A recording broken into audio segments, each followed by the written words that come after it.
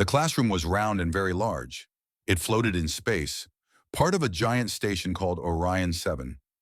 This was where young aliens from across the galaxy came to learn. The walls were made of special glass that showed the stars outside. Thousands of tiny lights sparkled in the darkness of space. Professor Valith walked into the room. She was tall and thin, with a body like an insect. She had 4 arms and 2 beautiful wings on her back. The wings were shiny and changed colors when light touched them. Her species was called the Kethri. They were known for being very smart and very careful. Today the professor seemed excited. Her wings moved faster than usual. This meant she had something important to share. "Good morning, students," she said.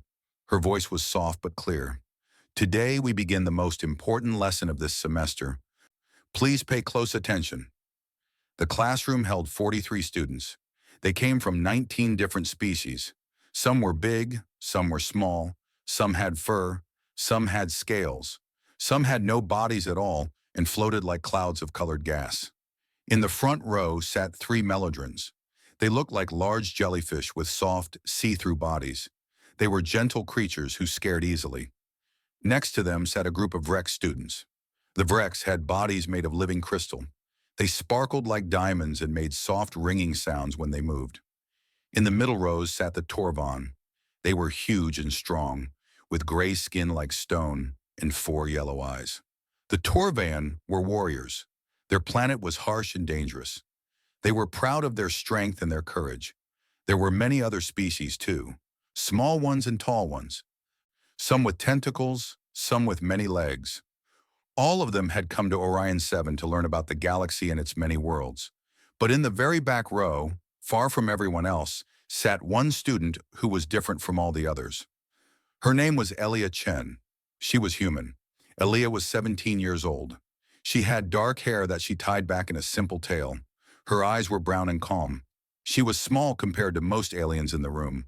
Her body was soft, with no armor or scales or claws. She looked weak. She looked fragile. And yet, no one sat near her. The seats on both sides of Elia were empty. The seat in front of her was empty too. It was not because the other students hated her. They did not. Elia was quiet and polite. She never caused trouble. She always did her work. But there was something about her that made other species nervous. They could not explain it. When she looked at them, they felt strange. Their hearts beat faster. Their bodies wanted to move away. It was like standing near a fire that had not yet started to burn. The aliens did not understand this feeling. Humans were new to the galaxy. Earth had only joined the galactic community 30 years ago. There were very few humans on Orion 7. Elia was one of only 12 at the whole station. Most aliens had never met a human before. They only knew small facts. Humans came from a planet called Earth. It was a small world with 1 sun and 1 moon. The humans had survived there for thousands of years before building ships that could travel between stars. That was all most aliens knew. That was about to change. Professor Valith touched a button on her desk. The lights in the classroom began to dim. The stars outside the windows seemed to grow brighter. "Today," the professor announced, "we will study apex predators." A few students shifted nervously in their seats. The melodrons pulled their soft bodies a little tighter. Even the big Torvan sat up straighter. "An apex predator," Valith explained, "is the most dangerous hunter on any planet. It sits at the top of the food chain. Nothing hunts it. It hunts everything else." She pressed another button. A large hologram appeared in the center of the room. It showed a spinning galaxy with thousands of glowing dots. "The Galactic Archive has collected information on apex predators from every registered world. This information helps us understand survival. It helps us understand danger. It helps us understand which species we must be careful around." The professor's wings fluttered. Her voice became more serious. "Some of you may find this lesson difficult to watch. The footage is real. It shows real predators hunting real prey. If you feel too scared, you may leave the room. There is no shame in protecting your mind from fear." No one moved. No one wanted to look weak in front of their classmates. In the back row, Elia Chen sat very still. Her face showed no emotion. But inside, she was thinking. She was remembering lessons from her childhood. Lessons about Earth. Lessons about survival. Lessons about what humans really were. She had a feeling she knew what was coming. Professor Valeth looked around the room one more time, her four arms folded together. "Let us begin," she said. The hologram changed. The spinning galaxy disappeared. In its place appeared an image of a dark, rocky planet with red clouds. "We will start with the Varaxian Mauler," the professor said, "from the planet Vrax 7, one of the most dangerous creatures ever recorded." The image shifted to show a monster. It had 12 legs and a body covered in black armor. Its mouth was filled with teeth as long as swords. It was bigger than a ground transport vehicle. Several students gasped. One of the melodrons made a frightened squeaking sound. The footage began to play. The monster was hunting. It moved fast despite its size. It caught another creature and tore it apart in seconds. The sound of breaking bones filled the classroom. Elia watched calmly. Her breathing stayed slow and even. Her hands rested quietly on her desk. This was going to be a long lesson. But she already knew how it would end. She had seen pictures of Earth's creatures in the Galactic Archive before. She knew what other species thought of her homeworld. She knew what they thought of humans. The footage continued. More predators, more death, more fear. And in the back of the room, the small human girl waited patiently for her planet's turn. The footage of the Varaxian Mauler ended. The classroom was very quiet. Some students were breathing hard. Others had closed their eyes during the worst parts. Professor Valeth gave them a moment to recover. Then she pressed another button on her desk. "Next," she said, "we will examine the HFY swarm." The hologram changed. It showed what looked like a cloud of dust floating over a green forest. The cloud was brown and moved slowly, like smoke in the wind. "The HFY are not one creature," the professor explained. "They are billions of tiny organisms. Each one is smaller than a grain of sand, but together they form a single mind, a single hunger." The footage played. The brown cloud moved over the forest. Wherever it touched, things died. Trees turned to dust. Animals fell and disappeared. In minutes, the entire forest was gone. Only bare ground remained. "The HFY dissolve organic matter," Valeth said. "They eat everything. Plants, animals, even buildings made of wood or cloth. A single swarm can consume an entire continent in 1 year." A Vrex student made a sound like breaking glass. This was how the crystal people expressed fear. The professor continued to the next predator. "The Gorvan Stalker." From the ice planet Gorvan 3, the hologram showed a world covered in snow and ice. At first, students could see nothing unusual, just white snow under a gray sky. Then something moved. It was hard to see. The creature was almost invisible. It blended perfectly with the ice around it. Only when it moved could students see its shape. It was long and thin, with 6 legs and a tail like a whip. "The Gorvan stalker hunts through temperature," the professor said. "It absorbs heat from the air around it. Prey animals freeze before they even know the stalker is near." The footage showed the stalker approaching a herd of large furry animals. The animals did not run. They did not even move. Frost formed on their bodies. Ice covered their eyes. One by one, they fell to the ground, frozen solid. Then the stalker began to feed. Several students looked away.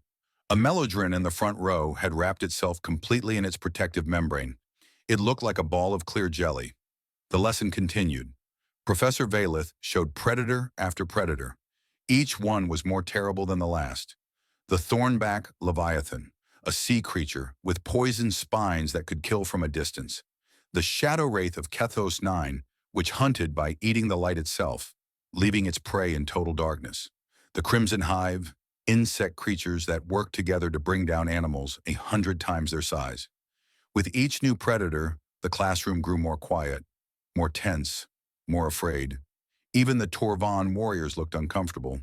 One of them, a young male named Gorth, had all 4 of his eyes fixed on the hologram. His gray hands gripped the edge of his desk. The Torvan were proud of their strength. They believed they were among the toughest species in the galaxy. But even Gorath was starting to feel small. In the back row, Elia Chen continued to watch calmly. She had not moved much since the lesson began. Her posture was relaxed. Her face was peaceful.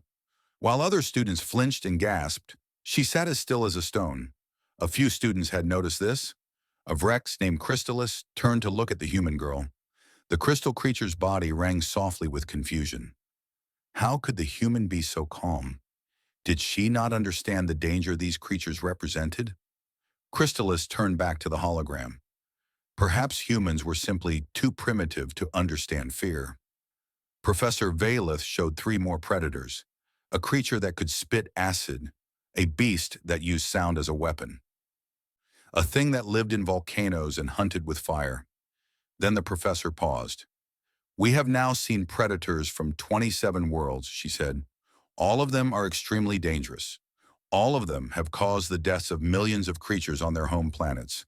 She touched her desk again. The hologram flickered. There is one more world to examine, a small planet in a quiet corner of the galaxy. It joined our community only 30 years ago. The hologram changed. A blue and green planet appeared. It was beautiful. It had white clouds and deep blue oceans. It looked peaceful and calm. It looked like a paradise. Words appeared below the image. Earth, Sol system. Species, human. The classroom went completely silent. Then slowly, every student turned to look at the back row. Elia Chen met their eyes calmly. She did not smile.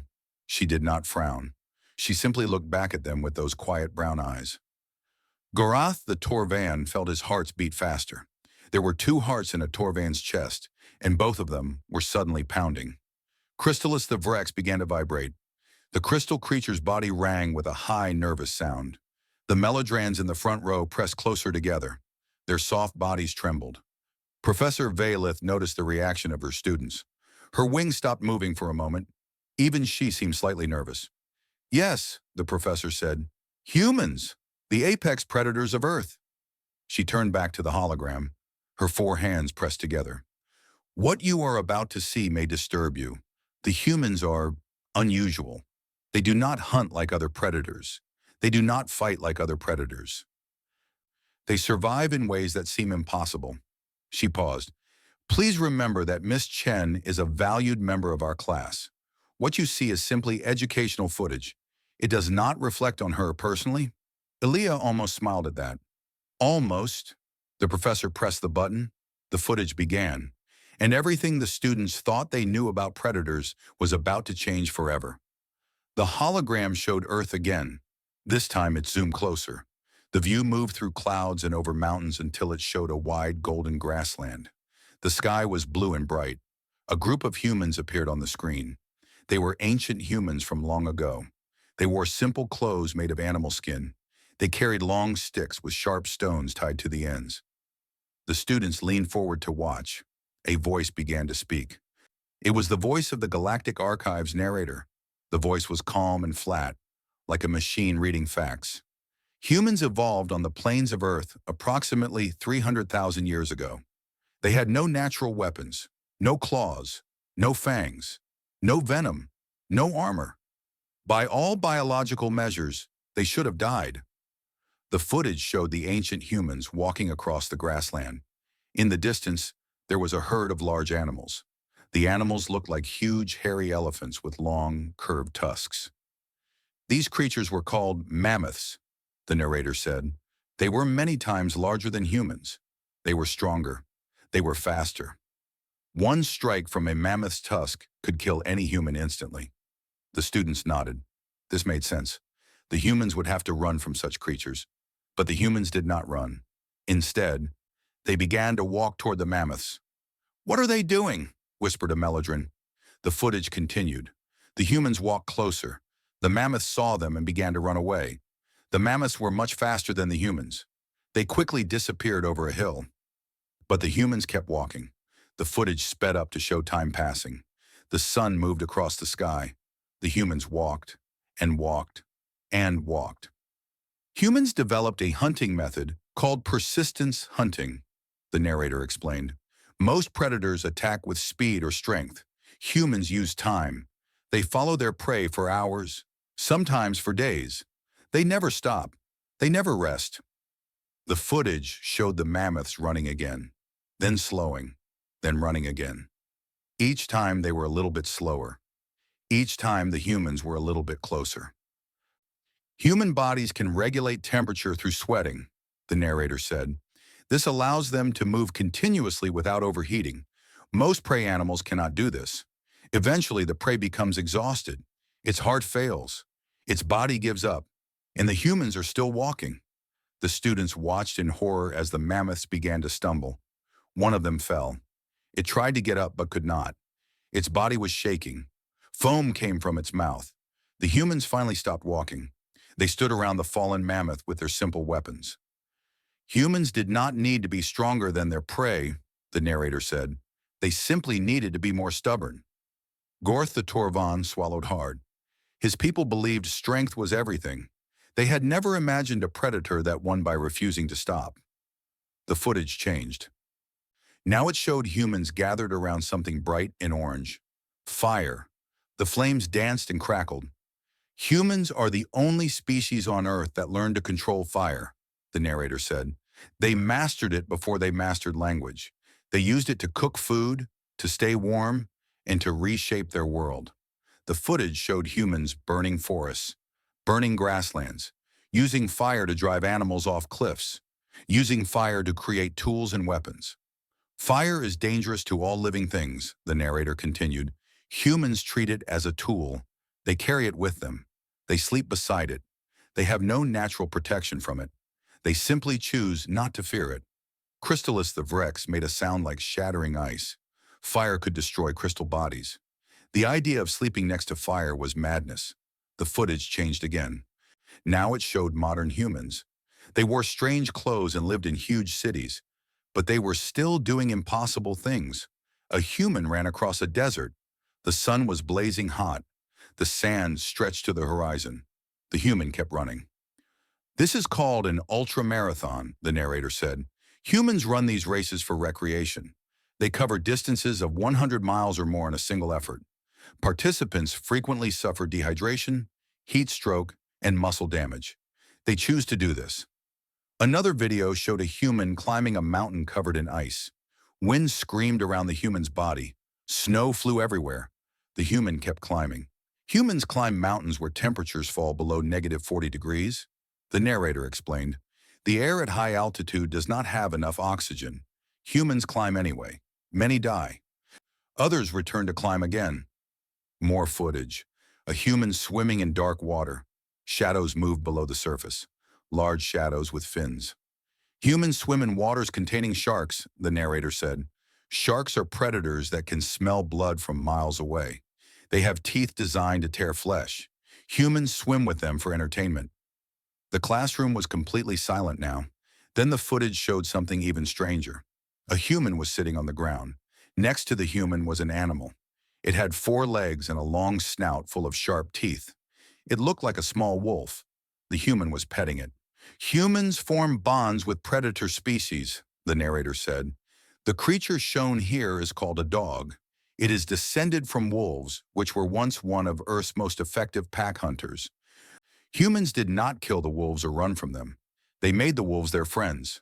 More footage showed humans with other animals. Humans riding horses, humans with large cats, humans with birds that had claws like knives. Humans do this with many species, the narrator continued. They take predators and turn them into companions. They do not fear other hunters. They collect them. Professor Valith's wings were pressed flat against her back. This was a sign of extreme stress in her species. The footage was not finished. Humans consume toxic substances recreationally, the narrator said. The screen showed humans eating bright red peppers, drinking dark brown liquids, swallowing small pills. Capsaicin is a chemical that causes burning pain in most species. Humans eat it for flavor. Caffeine is a stimulant that can stop hearts. Humans drink it every morning. Alcohol is a poison. Humans drink it at celebrations. A Torvan student stood up suddenly. His chair fell backward with a crash. His 4 eyes were wide. His hands were shaking. This is not real, he said.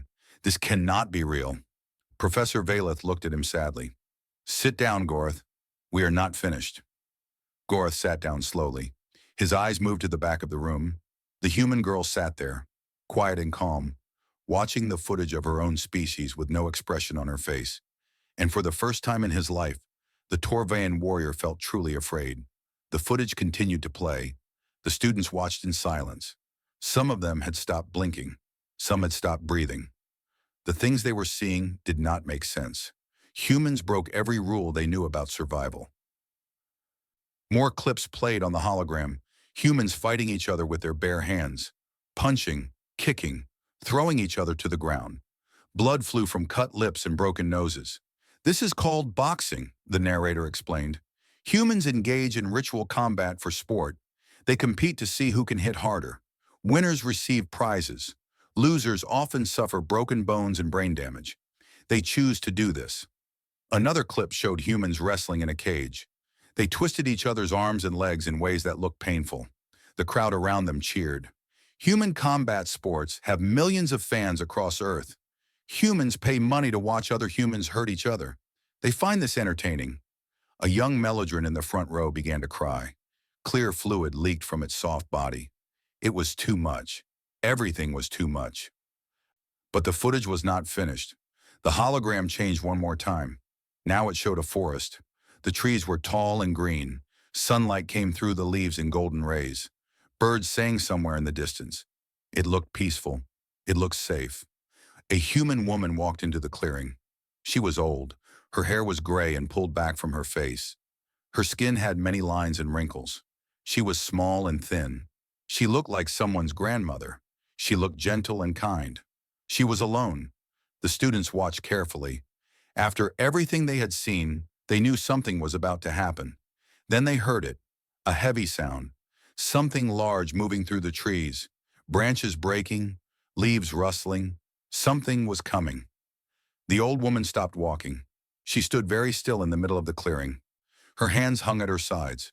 Her eyes looked toward the trees. And then it appeared. A bear. The students gasped.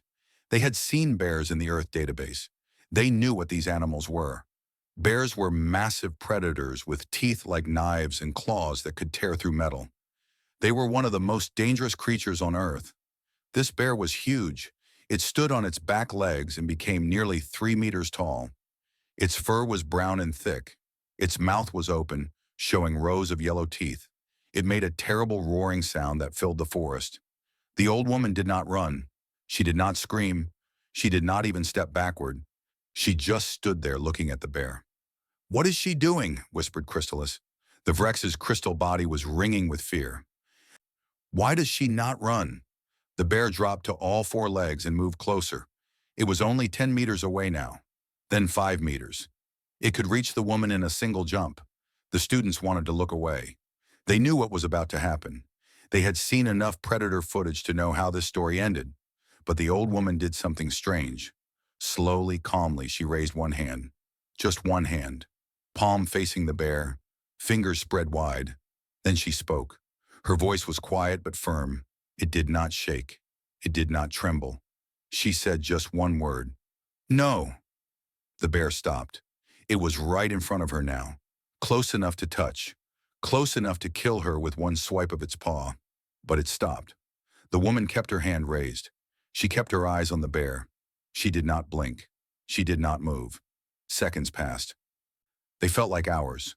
Then slowly the bear lowered its head. It turned around, and it walked away. Back into the trees, back into the forest. Gone. The old woman lowered her hand. She took a deep breath. Then she continued walking through the clearing as if nothing had happened. The footage ended.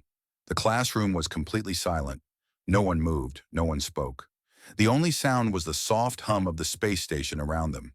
Professor Valeth's wings were shaking. She tried to speak, but no words came out.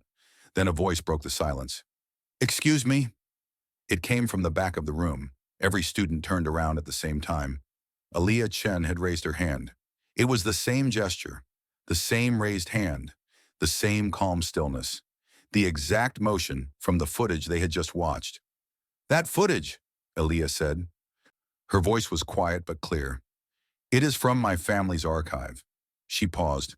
"That woman was my grandmother." The silence became even deeper. Even the space station seemed to stop humming. "She was not special," Aaliyah continued. "She was not a soldier. She was not a fighter. She was not trained in any combat art.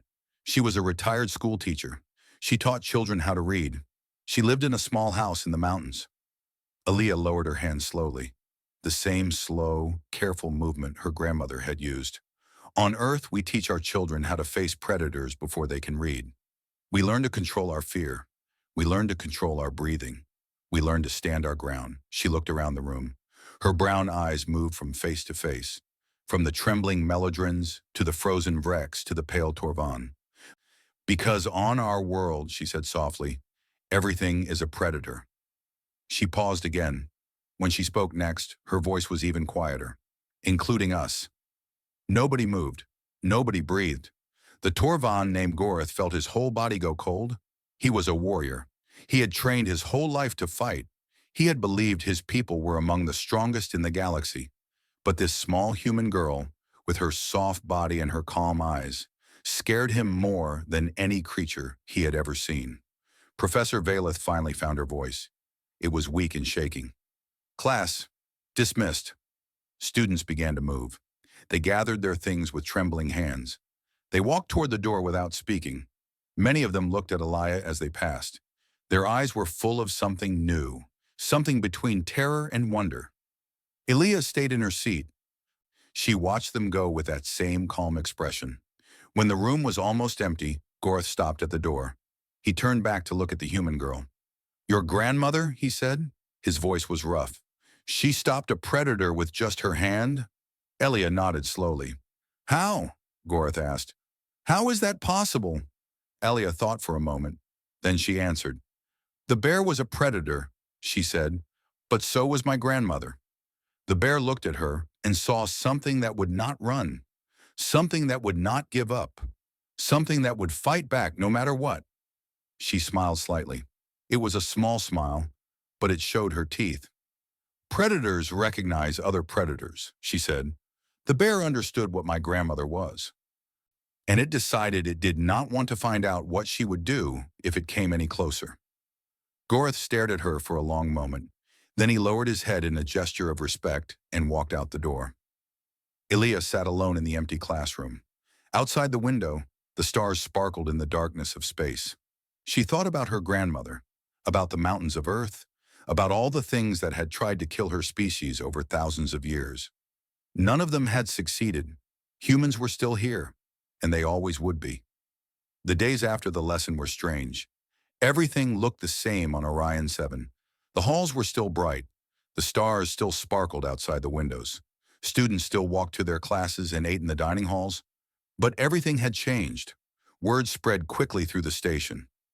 Students who had been in Professor Valeth's class told their friends. Their friends told other friends. Within a week, everyone knew about the human footage. Everyone knew about the old woman and the bear. Everyone knew about Aaliyah Chen. Now when Aaliyah walked through the halls, students did not ignore her anymore. They watched her. They stepped out of her way. They whispered to each other as she passed. But it was not hatred. It was not anger. It was respect and fear and wonder. A group of Torvan approached her one morning outside the dining hall. There were 5 of them, all young warriors with gray skin and 4 eyes. Gorth was at the front. Ilya stopped and looked up at them. They were much taller than her, much stronger, but none of them seemed to notice that anymore. Human, Gorth said. His voice was formal and serious. We wish to speak with you, Ilya nodded. I am listening. We have talked among ourselves, Gorth said. We have studied the footage from your world. We have many questions. Ask them, Ilya said. Gorth looked at the other Torvan. Then he looked back at Ilya. We wish to learn about human combat philosophy, he said. We are warriors. We believed we understood fighting. But humans fight differently than any species we have ever seen. Ilya considered this. What do you want to know? Everything, Gorth said. How do you train? How do you prepare your minds for battle? How do you face creatures stronger than yourselves without running? Ilya was quiet for a moment. Then she said, Come to the observation deck tonight, after dinner. I will try to explain. The Torvan nodded. They seemed pleased. They walked away with their heads held high, as if they had just received a great honor. Ilya continued to the dining hall. Inside, she found a table in the corner and sat down to eat. Within minutes, other students began to approach her. A Vrex named Crystallis came first.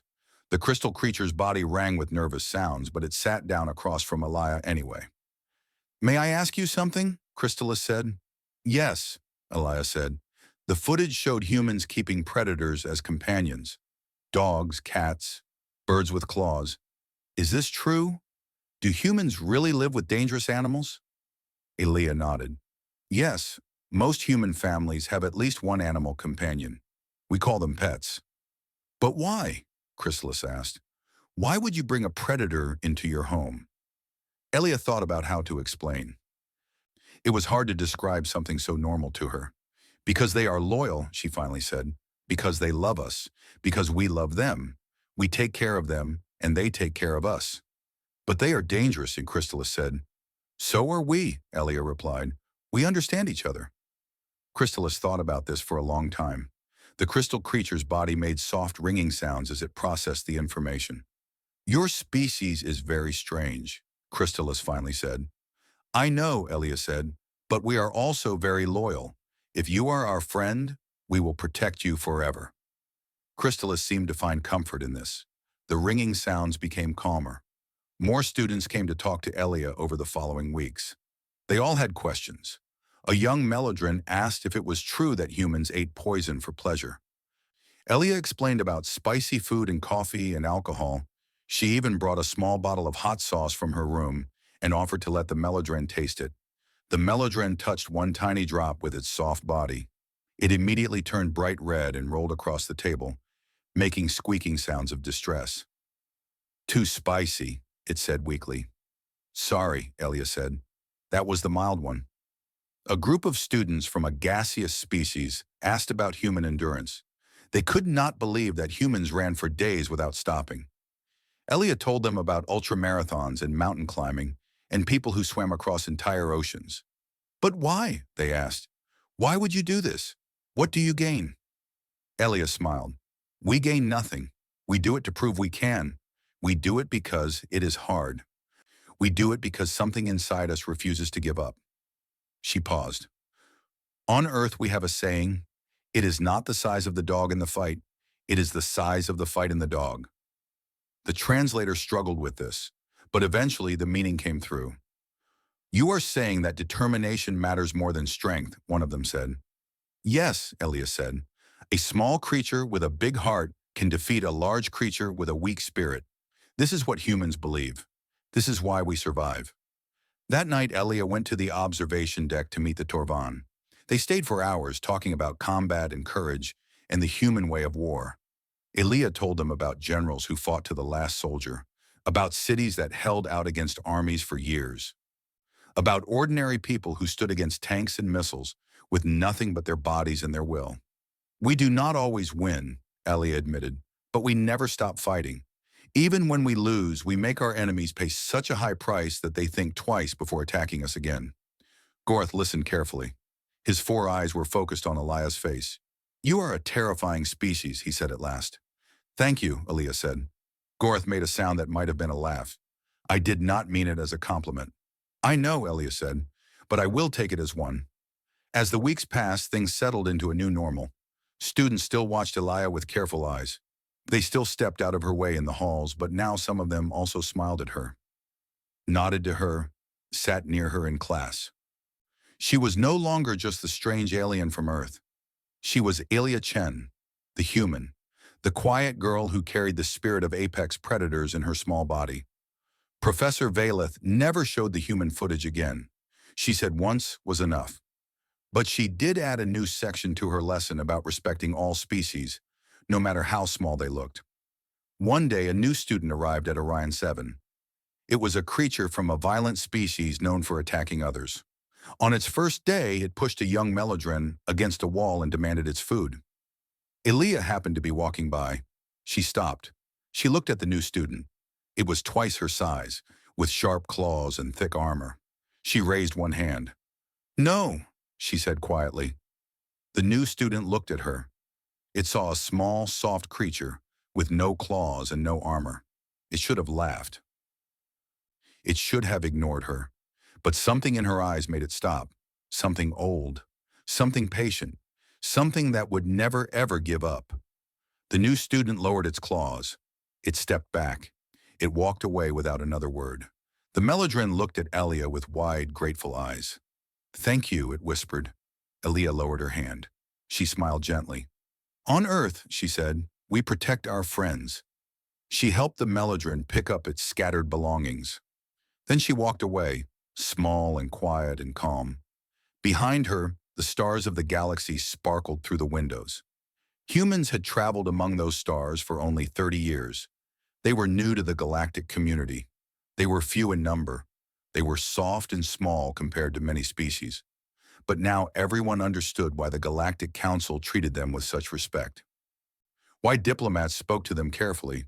Why even the most aggressive species thought twice before threatening a human world. Humans were not the biggest predators in the galaxy. They were not the strongest or the fastest. They were simply the ones that never ever stopped. And in a universe full of monsters, that made them the most dangerous creatures of all.